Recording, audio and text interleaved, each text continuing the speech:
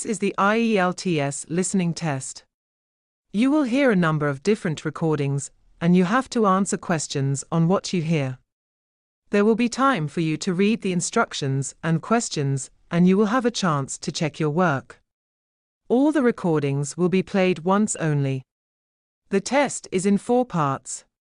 At the end of the test, you will be given 10 minutes to transfer your answers to the answer sheet.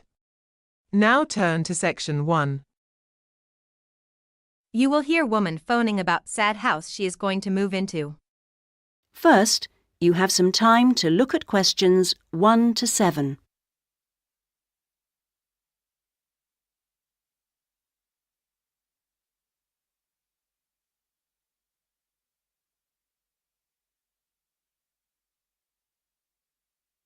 Listen carefully to the first part of the conversation and answer questions 1 to 7. Hello? Hello, this is Hilary. I'm calling about the house. I'm moving in next week. Oh, yes, Hilary. This is Judith. I met you when you came to look at the house. Yes, I just had a few more questions I wanted to ask. Of course. Well, first, about the rent. I realise I didn't check what it included. Yes, that's important. It includes most things. We don't have to pay extra for heating, for example, just for the telephone, which is fair enough, I suppose. Local taxes are part of the rent, so that's not a worry. That's fine. Then I remember I should have sent my letter of reference to the landlord by now, but I haven't got his address. Yes, you should get that off right away. Address it to Mr. Crawley. He's at 14 King Street. Is that in Exford? Yes. And then you'll need to put the postcode, of course. It's AP12 7QT. Got that, thanks. I also realise I don't know exactly what the house has in the way of equipment. Is there a microwave, for example? There isn't. None of us feels the need. Oh, fine. I'm sure I can do without one too. What about a hairdryer? Maybe you should bring one, if you need one. I'll buy one, yes. And TV? Oh, yes. We've got 2, in fact. Was there anything else? I just wondered if there were any rules. Not really. We share the cleaning, things like that. We do have to be careful about loud music. Yes. So we've agreed that there shouldn't be any loud music after 9, and that we don't play music at all in the living room after 10. Up to 11 in your own room's okay, as long as it's not too noisy. That sounds good. And is there somewhere safe I can keep my bike? That's difficult. To be honest, lots do get stolen round here. We haven't got a garage, so we tend to park ours in the garden so that they're hidden from the street. OK. Now, I hope you like cooking. Yes, I do. Do you all have shared meals? Not very often, actually. But when the weather's good in the summer, we like to have a barbecue together, which we do each Wednesday. We tend to go out at weekends. Sounds fun. Before you hear the rest of the conversation, you have some time to look at questions 8 to 10.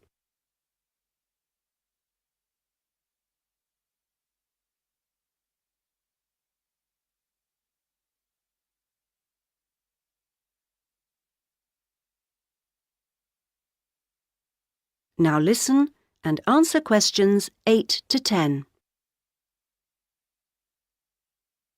Are you familiar with this area? A bit. Actually, there are a few things that I'd like to know the location of. A bank, for example. Yes, there's one quite close. You just go up to the junction near the house, the one where 4 roads meet, and go straight ahead and then take the second left. It's a little way down there on the left-hand side. That's convenient. Another thing is that I'd like to check my emails quite often. I was wondering how far away an internet cafe was. Well, there are a couple, actually, but one's much cheaper than the other. The one I use is very handy. You just go up to the big junction and then, well, I go straight ahead and then turn right so that it's on the right-hand side. Fine. And one last thing. Uh-huh. I need to go to the post office quite often. I'm hoping there's one quite close to the house. You're in luck. You'd walk up to the big junction and then, if you want a nice route, take the street that's slightly to the right. Then you'd want the second left and you'd find it on the right side of the street. Well, it all sounds great. So, we'll see you in a couple of days' time? Yes. OK. Bye. Bye. That is the end of Section 1. Now, you have half a minute to check your answerers.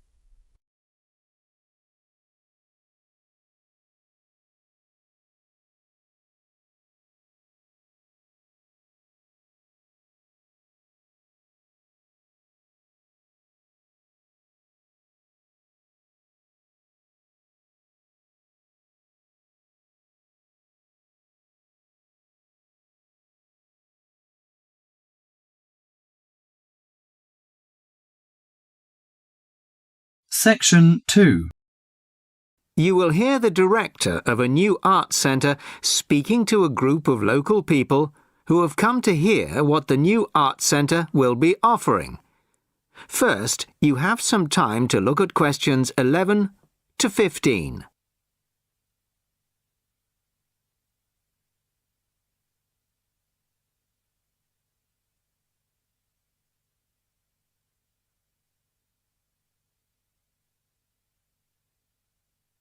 Listen carefully to the first part of the talk and answer questions 11 to 15. Well, good evening, everybody. Thank you all for turning out on this cold, wet evening. Welcome to our new art centre. I'm delighted that so many people are interested in finding out about the facilities and events that we'll be offering. I'll start with the regular evening events that we've scheduled so far. Sunday night will be film club night. Each week, we'll be showing a classic film from the 40s, 50s or 60s. Films will start at 6:45, and afterwards there will be an opportunity to discuss the film in the cafe bar for anybody who'd like to. Tickets for the film will be £5, but the discussion afterwards is free, although anybody who wants to buy me a drink is welcome to do so. On Thursday evenings at 7:30, the auditorium is given over to productions by touring theatre companies. This coming Thursday, we're very excited to be welcoming Pizzazz, a drama company featuring both able-bodied and physically handicapped actors. They'll be performing a rather special version of William Shakespeare's The Tempest, featuring music and dance, as well as dialogue. Fridays and Saturdays will be music nights, starting at 8 p.m, with classical or traditional music on the Fridays and pop rock on the Saturdays. However, as the sound system hasn't yet been fully installed, these events won't be starting for another few weeks. As well as evening performances, various events will take place during the day. So far, a mothers and toddlers session has been arranged for Monday afternoons, and of course, anybody can drop in for a coffee or a sandwich. The cafe bar will be open from 11 a.m. to 3 p.m. and 6 p.m. to 11 p.m. Mondays to Fridays, and 11 a.m. to midnight Saturdays and Sundays. Lunch will be served from 12:30 till 2, and light snacks will be available all day. Of course, this programme is just the start, and we expect to be announcing many additional events in the near future. Before you hear the rest of the talk, you have some time to look at questions 16 to 20.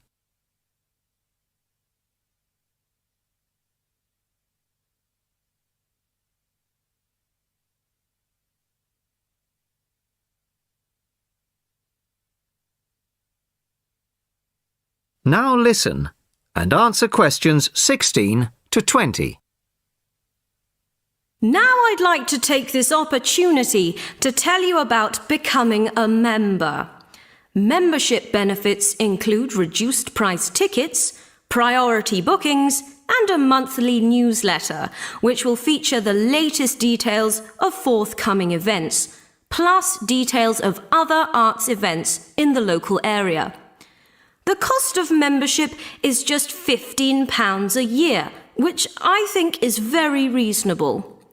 To get a membership card, you'll need to provide us with a passport-sized photo, plus payment, of course, by cash or cheque. We can't accept credit cards, I'm afraid, at least not for the moment. We hope to have credit card payment facilities available in the not-too-distant future. Then, when you want to buy reduced price tickets, you simply show your card at the box office or quote your membership number if you're making a telephone booking. Generally, a membership card will save around 20% on the full ticket price, so it really is very good value. Now we come to the most important part, your suggestions.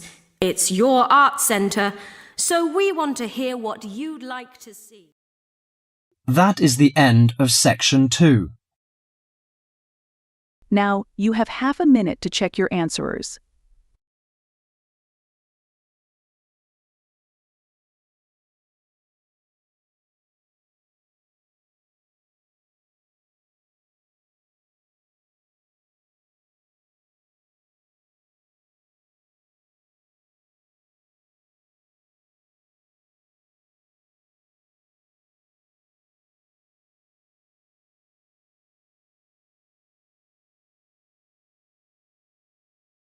Now turn to Section 3. Section 3. You will now listen to a talk on bicycles. First, you have some time to look at questions 21 to 25.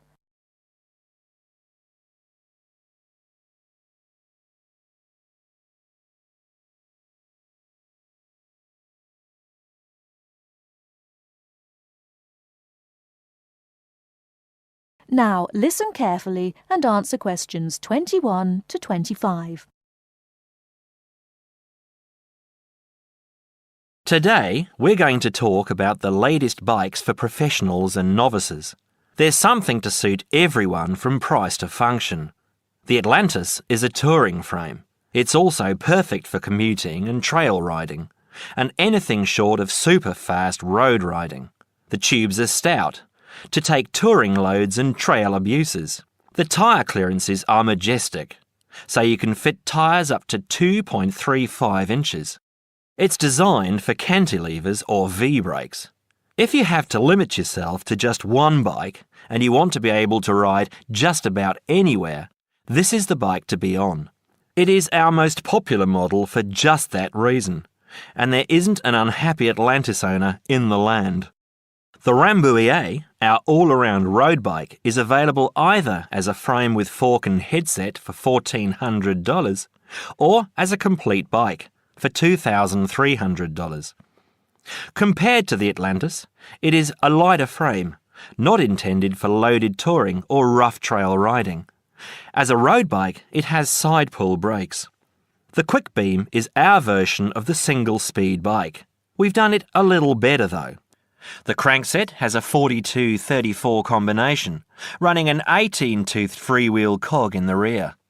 And the rear hub is threaded opposite the drive side, so you can install a fixed cog of your own choice. In essence, you can have 4 speeds on the Quick Beam if you choose. The Quick Beam is available as a frame with fork and headset for $900 or as a complete bike for $1,300. This is a rugged, versatile bike that you can ride on the road as well as on rough trail. Before you hear the rest of the talk, you have some time to look at questions 26 to 30.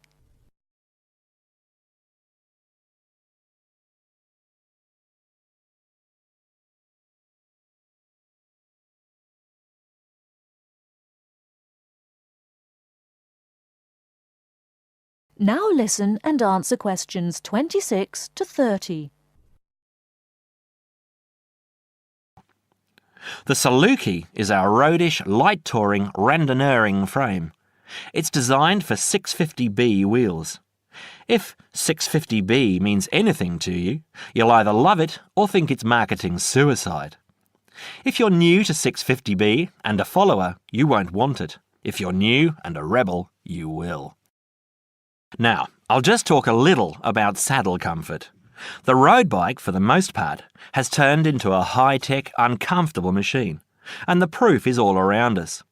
Look through any bike magazine or catalogue and you'll see the saddle up to 6 inches higher than the handlebars. It is impossible to be comfortable on such a bike. It forces you to lean forward, putting more weight on your groin, hands and arms. People ride these bikes with straight, locked-out arms and wake up with aching backs. They endure it, get used to it, or buy recumbents. When we custom design a bike for you, you'll be able to get a comfortable position. Your back will be between 45 and 50 degrees, and there will be a noticeable bend in the arms. And most importantly, your arms won't be supporting your body weight. You won't have to look up to look ahead, because you won't be hunched over and low. That means our bikes are more accessible for riding on the flats, or even for short climbs. We consider this when we design and build your custom frame. That is the end of section 3. Now, you have half a minute to check your answerers.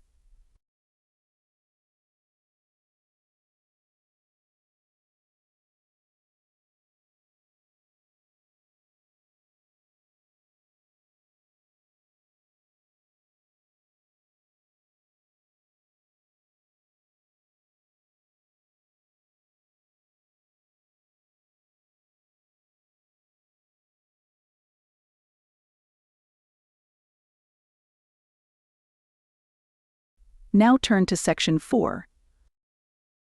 You will hear part of a careers advice talk on working freelance. First, you have some time to look at question 31 to 40.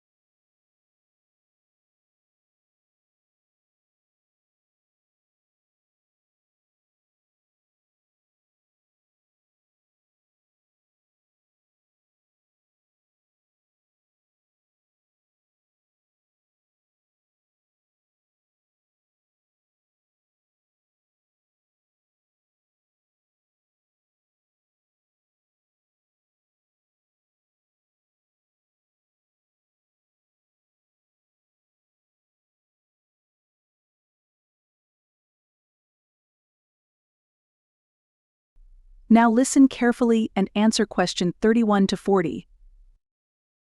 Working for an employer in a 9-to-5 job has long been the accepted norm. However, this could soon be set to change. A rising level of unemployment, combined with a sense of disillusionment amongst employees with their workaday lives, is at the root of this modern-day revolution in the workplace. Now, there is a growing trend amongst people of all ages and from all walks of life to opt for freelance work rather than working for an employer. It sounds a risky option and a potentially stressful one, but on the whole, the benefits of freelancing seem to vastly outweigh those of working for someone else. In fact, recent research has shown that those who quit their jobs to work for themselves are the country's happiest and most productive workers. A study conducted by Dr. Jonathan Sapsed from Brighton University's Business School, in conjunction with the Arts and Humanities Research Council, looked at a total of 304 freelancers who were pursuing a range of professions in southern England.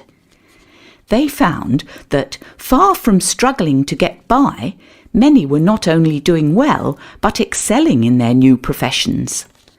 So, what are the advantages of freelancing? Well, there are many. One of the most obvious benefits is not having to be answerable to a boss and having to face criticism or unfair demands.